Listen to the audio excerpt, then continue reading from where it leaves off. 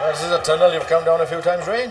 I have indeed, Roy, and at the end of this tunnel, a shining light that has shone majestically all over the world. A bit of a shrine, is it, for you? Oh, Club Rugby Llanelli Rugby Club. And Roy, I say this unashamedly, I love the place.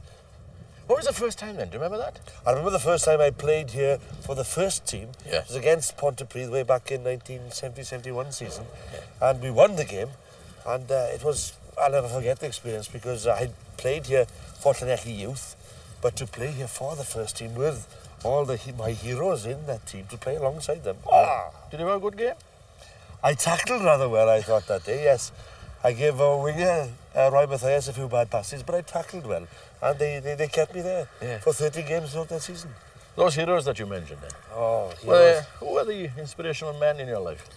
Well, Delby Thomas, the great Delby Thomas, triple British Lion, captain of the club here. Phil Bennett, of course, Carwyn James was the coach. Norman Gale, his assistant coach. There were so many players. J.J. Williams, Roy Burgess. I mean, it goes on and on. Gareth Jenkins, Tom, David, Alan, James, Selwyn Williams. I mean, the list is endless. Some tremendous games here as well, and you've been involved in many of them. Is there any one, or perhaps two or three, that come back to your mind more than the others?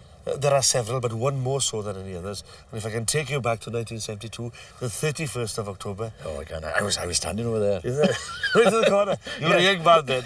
I saw the try.